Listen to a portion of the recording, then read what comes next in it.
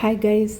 അപ്പോൾ ഇന്ന് പെസഹയാണ് കേട്ടോ. അപ്പോൾ ഞാനൊരു പെസഹാപ്പവും പാലും അതിൻ്റെ റെസിപ്പി ഇന്ന് ഇടാമെന്ന് വിചാരിച്ചു. ഞാനത് ചെയ്യുന്നത് നിങ്ങളെ ഒന്ന് കാണിക്കാമെന്ന് വിചാരിച്ചു.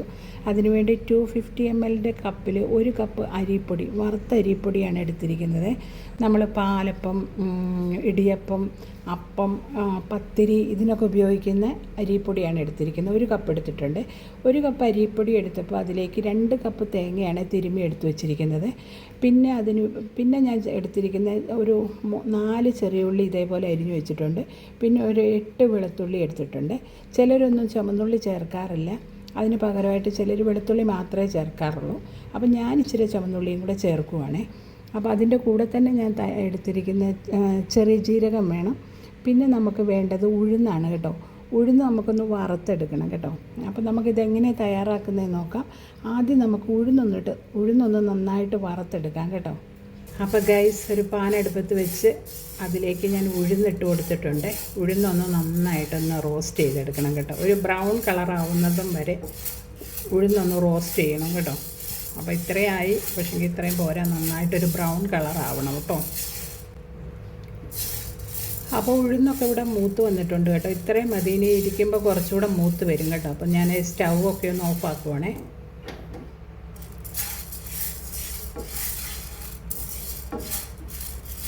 ഇത് വേറെ ഒരു ബൗളിലേക്ക് നമുക്ക് മാറ്റി കൊടുക്കാം. ഒന്ന് ചൂടാറട്ടെ കേട്ടോ, അല്ലെങ്കിൽ വല്ലാതെ അങ്ങ് മൂത്ത് പോകും. അപ്പോൾ നമുക്ക് ഈ ചുമന്നുള്ളിയും വെളുത്തുള്ളിയും ജീരകവും കൂടെ ആദ്യം ഒന്ന് ചതച്ചെടുക്കാം കേട്ടോ. ചതച്ചെന്ന് വെച്ചാൽ ഒരുവിധം ഒന്ന് അരഞ്ഞ് വരണം കേട്ടോ. ഒത്തിരി അങ്ങ് അരഞ്ഞ് പേസ്റ്റ് പോലെ ആവണ്ട. അപ്പം നമുക്ക് അപ്പത്തിന് ഇച്ചിരി ചതഞ്ഞ് കിടക്കുന്നതാണ് നല്ലത്. അപ്പോൾ 1 ടേബിൾ സ്പൂൺ ജീരകമാണ് ഇട്ട് കൊടുത്തിരിക്കുന്നത്, ചെറിയ ജീരകം. എന്നിട്ട് ഇത് നമുക്ക് നന്നായിട്ടൊന്ന് അരച്ചെടുക്കാം. അപ്പോൾ ഒരു മിക്സിയുടെ ജാറിലേക്ക് ചുവന്നുള്ളിയും വെളുത്തുള്ളിയും ചെറിയ ജീരകവും കൂടെ ചേർത്തിട്ടുണ്ട്. ഇതൊന്ന് നമുക്ക് ഒന്ന് ചതച്ചുകൊണ്ട് വരാം കേട്ടോ. ഒത്തിരി അരഞ്ഞു പോകണ്ട കേട്ടോ. അപ്പോൾ ഇത് കണ്ടോ, ഇത്രയും ചതഞ്ഞ് കിട്ടിയിട്ടുണ്ട് കേട്ടോ. ഇങ്ങനെ ചതഞ്ഞിട്ടുണ്ട്. ഇനി നമുക്കിതിലേക്ക് തേങ്ങയും കൂടെ ഇട്ടിട്ട് ഒന്ന് ഒതുക്കിയെടുത്തുകൊണ്ട് വരാം കേട്ടോ. 1 കപ്പ് പൊടിയാണ് എടുത്തത്. അപ്പോൾ 2 കപ്പ് തേങ്ങയാണ് എടുത്തത്. അപ്പോൾ ഒരു തുള്ളി വെള്ളം കൂടെ ചേർത്ത് കൊടുക്കാം. അപ്പോൾ തേങ്ങയ്ക്കകത്തോട്ട് കുറച്ച് വെള്ളം കൂടെ ഒഴിച്ചിട്ട് നമുക്കൊന്ന് ചതച്ചെടുത്തുകൊണ്ട് വരാം. ഓക്കെ.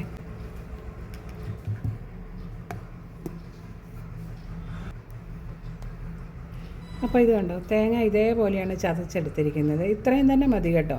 അപ്പോൾ നമുക്കിതൊരു ബൗളിലേക്ക് ഇട്ട് കൊടുക്കാം. ഇവിടെ ഞാനൊരു മിക്സിയുടെ ചെറിയ ജാറിൽ ഇട്ട് കൊടുത്തിട്ടുണ്ട്. ഇത് നന്നായിട്ടൊന്ന് പൊടിച്ചെടുത്തുകൊണ്ട് വരാം കേട്ടോ. അപ്പോൾ ഇതേ ഉഴുന്നും കൂടെ പൊടിച്ചെടുത്തിട്ടുണ്ട്. അത് ഈ തേങ്ങയ്ക്കകത്തോട്ട് ചേർത്ത് കൊടുക്കുവാണേ.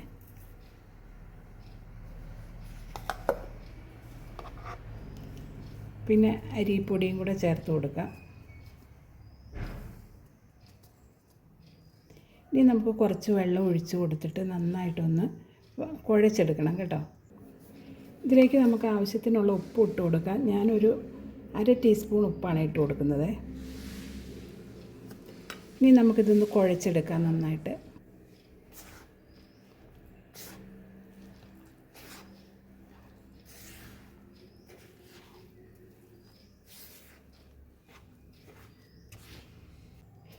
ശകലം വെള്ളം കൂടെ ഒഴിച്ചു കൊടുക്കാം കേട്ടോ. നമ്മൾ ഇത് ഇങ്ങനെ കുഴച്ച് വെച്ച് ഒരു 5-10 മിനിറ്റ് വെച്ചിട്ട് ഉടനെ തന്നെ നമുക്കിത് തയ്യാറാക്കി എടുക്കണം. പുളിപ്പില്ലാത്ത അപ്പത്തിൻ്റെ പെരുന്നാളല്ലേ, അപ്പം നമ്മളിത് പുളിപ്പിക്കുകയൊന്നും വേണ്ട കേട്ടോ. ഞാൻ നമ്മുടെ പെസഹാപ്പം ഉണ്ടാക്കുന്ന അതേ രീതിയിൽ ആണോ എന്ന് എനിക്കറിയില്ല. ഞാൻ എൻ്റേതായ ഒരു രീതിയിൽ ഞാൻ പെസഹാപ്പം തയ്യാറാക്കി നോക്കുക കേട്ടോ. ഞാൻ ഇതിനു മുമ്പേ വീഡിയോ ഇട്ടിട്ടുണ്ട്, മറ്റേ ചാനലിൽ വീഡിയോ ഇട്ടിട്ടുണ്ട്. അപ്പം ഈ ചാനലിൽ ഞാൻ ഫസ്റ്റ് ടൈമാണ് ഇടുന്നത്. അപ്പോൾ ഇതിങ്ങനെ ഇരിക്കട്ടെ, നമുക്കൊരു 10 മിനിറ്റ് കഴിഞ്ഞിട്ട് തയ്യാറാക്കാം കേട്ടോ. അപ്പം പുഴുങ്ങിയെടുക്കാവേ. അപ്പോൾ ഞാനൊരു കേക്ക് ടിന്നാണ് എടുത്തിരിക്കുന്നത്. ഇതിലേക്ക് ഇച്ചിരി ഓയിലൊക്കെ ഗ്രീസ് ചെയ്ത് വെച്ചിട്ടുണ്ട്. അതിലേക്ക് ഞാൻ ഈ പെസഹാപ്പത്തിൻ്റെ ബാറ്റർ ഇതിലേക്ക് ഇട്ടുവാണ്. ഞാൻ ഒരപ്പമാണ് ഉണ്ടാക്കുന്നത്.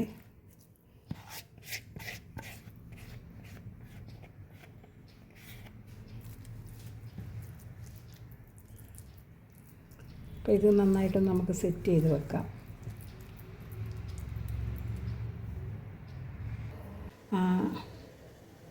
പെസഹാപ്പം തയ്യാറാക്കുമ്പോൾ ചിലർ അതിൻ്റെ കൂടെ പാലും കൂടെ തയ്യാറാക്കാറുണ്ട്. അപ്പോൾ പാലെങ്ങനെ തയ്യാറാക്കുന്നതെന്ന് നോക്കാം. അതിനുവേണ്ടി ഞാനൊരു 2 തേങ്ങ എടുത്ത് തിരുമ്മി അതിൻ്റെ പാലെടുത്ത് വെച്ചിട്ടുണ്ട് കേട്ടോ. ഇത് 2ാം പാലാണ്. ഒരു 2 കപ്പ് പാലുണ്ട് കേട്ടോ. 250 ml കപ്പിന് 2 കപ്പുണ്ട്. പിന്നെ 1 കപ്പ് 1ാം പാലും ഉണ്ട് കേട്ടോ. പിന്നെ അതിൻ്റെ കൂടെ നമുക്ക് ഇച്ചിരി വെള്ളയരി ഉണ്ടല്ലോ, വെള്ളയരി ഇത് ഞാൻ കഴുകി എടുത്ത് വെച്ചതാണ്. ഇതൊന്ന് വറുത്ത് പൊടിച്ചെടുക്കണം. അതിൻ്റെ കൂടെ തന്നെ ചുക്ക്, ജീരകം, ഏലക്ക ഇത് 3ഉം കൂടെ പൊടിച്ചെടുത്ത് വെച്ചിട്ടുണ്ട്. പിന്നെ നമുക്ക് പാലിന് ആവശ്യമായ ശർക്കരയും കൂടെ എടുത്ത് വെച്ചിട്ടുണ്ട് കേട്ടോ. 3 അച്ച് ശർക്കര ഇതേപോലെ ചീകി എടുത്ത് വെച്ചിട്ടുണ്ട്. അപ്പോൾ ഈ പെസഹായ്ക്കുള്ള പാലെങ്ങനെ തയ്യാറാക്കുന്നത് നമുക്ക് കണ്ടാലോ? ഓക്കെ. അപ്പം നമുക്ക് ഈ വെള്ളയരി ഒന്ന് വറുത്തെടുക്കാം കേട്ടോ. നല്ല രീതിയിലൊന്ന് വറുത്ത് പൊട്ടി വരണം. എന്നിട്ട് നമുക്കിത് പൊടിച്ചെടുക്കണം കേട്ടോ. ഇത് നല്ലവണ്ണം ഞാൻ കഴുകി ഉണക്കിയ അരിയാണേ. ഇത് കണ്ടോ, അരി ഞെരിഞ്ഞെരാന്ന് പൊട്ടി വരുന്നുണ്ട് കേട്ടോ. ഇപ്പോൾ അരിയെല്ലാം ഒരുവിധം പൊട്ടി വന്നിട്ടുണ്ട്. നമുക്ക് സ്റ്റവ് ഓഫ് ചെയ്യാം കേട്ടോ. സ്റ്റവ് ഓഫ് ചെയ്തിട്ട് നമുക്കിതൊന്ന് വേറൊരു പാത്രത്തിലേക്ക് മാറ്റി കൊടുക്കണം. അല്ലെങ്കിൽ കരിഞ്ഞു പോകും കേട്ടോ. കുറച്ച് വെള്ളം ഒഴിച്ചിട്ട് ആ ശർക്കരയും കൂടെ ഒന്ന് ഉരുക്കിയെടുക്കാമെന്ന് വിചാരിച്ചു കേട്ടോ. ശർക്കരയും കൂടെ ഒന്ന് ഉരുക്കിയെടുക്കാം. അപ്പോൾ ഞാൻ പാല് തയ്യാറാക്കാനായിട്ട് ഒരു സ്റ്റീലിൻ്റെ പാത്രം അടുപ്പിൽ വെച്ചിട്ടുണ്ട്. അതിലേക്ക് നമുക്ക് ഈ ശർക്കരപ്പാനി ഒന്ന് അരിച്ചൊഴിച്ച് കൊടുക്കാം കേട്ടോ. ഇത് പുതിയ പാത്രമാണ് കേട്ടോ. ഞാനിങ്ങനെ പുസ്തകത്തിലൊക്കെ വായിച്ചിട്ടുണ്ട്, പെസഹാപ്പാൽ തയ്യാറാക്കുന്ന കലത്തിൽ തയ്യാറാക്കണം, പുതിയ കലം, പുതിയ തവി അങ്ങനെയൊക്കെ വായിച്ചിട്ടുണ്ട് കേട്ടോ. ഇത് പുതിയ പാത്രമാണ്, കലമൊന്നുമല്ല. അപ്പോൾ ഇതിൽ ഞാൻ ഇതുവരെ ഒന്നും ചെയ്തിട്ടില്ല കേട്ടോ. അപ്പോൾ ഇതിലൊന്ന് പാല് തയ്യാറാക്കാമെന്ന് വിചാരിച്ചു. ഈ അരിപ്പൊടിക്കകത്തോട്ടേ കുറച്ച് പാലൊഴിച്ചിട്ടൊന്ന് കലക്കിയെടുക്കാം കേട്ടോ. 1ാം പാലൊഴിച്ചിട്ടൊന്ന് കലക്കിയെടുക്കാം. ഈ ശർക്കരയ്ക്കകത്തോട്ട് നമുക്ക് 2ാം പാൽ ഒഴിച്ച് കൊടുക്കാം.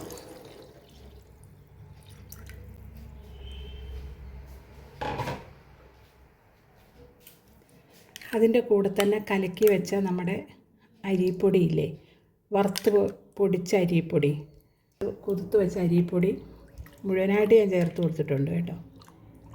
എന്നിട്ട് നന്നായിട്ട് ഇളക്കാം. ഇതൊന്ന് തിളച്ച് വരട്ടെ. ഒരു പിഞ്ച് ഉപ്പിട്ട് കൊടുക്കാം കേട്ടോ. ഈ അരി വറുത്ത് ചേർക്കുന്നതേ നമ്മുടെ പാലിന് ഇച്ചിരി കുറുകൽ കിട്ടാൻ വേണ്ടിയിട്ടാണ് കേട്ടോ. അപ്പം നമ്മുടെ പാലൊക്കെ ഇവിടെ കുറുകി വന്നിട്ടുണ്ട്. ഇത് കണ്ടോ, ഇതേപോലെ ആയിട്ടുണ്ട് കേട്ടോ. അതിലേക്ക് നമുക്ക് ചുക്കും ഏലക്കായും ജീരകവും കൂടെ പൊടിച്ചത് ചേർത്ത് കൊടുക്കാം.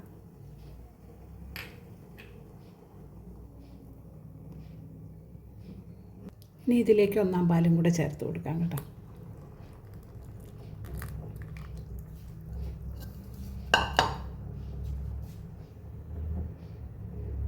സഹായിക്ക് തയ്യാറാക്കുന്ന പാൽ ഇവിടെ റെഡി സെറ്റായിട്ടുണ്ട് കേട്ടോ.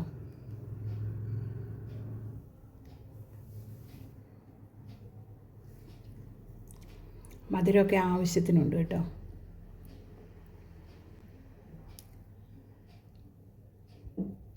അപ്പോൾ ഇത്രയും മതി, നമുക്ക് സ്റ്റവ് ഓഫ് ചെയ്യാം. അടിപൊളി ഒരു പെസഹാപ്പവും പാലും ഇവിടെ റെഡി ആയിട്ടുണ്ട് കേട്ടോ. പലരും പെസഹാപ്പവും പാലും തയ്യാറാക്കുമ്പം ഓശാന പെരുന്നാളിന് കിട്ടുന്നതായ കുരുത്തോലയും കൂടെ അതിൻ്റെ മുകളിൽ കുരിശ് പോലെ വയ്ക്കും കേട്ടോ. കുരിശപ്പം എന്നൊക്കെ പറയാറുണ്ട് ഇതിന്. അപ്പം ഞാൻ അങ്ങനെയൊന്നുമല്ല, ഞാനൊരു പെസഹാപ്പം തയ്യാറാക്കുന്ന വിധം നിങ്ങളെ ഒന്ന് കാണിച്ചതാണ് കേട്ടോ. അപ്പോൾ വീഡിയോ കണ്ട് ഇഷ്ടപ്പെടുവാണെങ്കിൽ ലൈക്ക് ചെയ്യാനും കമൻറ്റ് ചെയ്യാനും സബ്സ്ക്രൈബ് ചെയ്യാനും ഒന്നും മറക്കരുത് കേട്ടോ. ഈ പാല് തയ്യാറാക്കുന്നതിനൊക്കെ പ്രത്യേക രീതികളുണ്ട് കേട്ടോ. അപ്പോൾ എനിക്കറിയാവുന്നതായ ഒരു രീതിയിലാണ് ഞാൻ ഇതൊക്കെ തയ്യാറാക്കുന്നത്. അപ്പോൾ നിങ്ങൾ വീഡിയോ പരമാവധി കണ്ട് സപ്പോർട്ട് ചെയ്യുക. അടുത്തൊരു നല്ലൊരു വീഡിയോയുമായിട്ട് ഞാൻ ഉടനെ വരും. Thank you.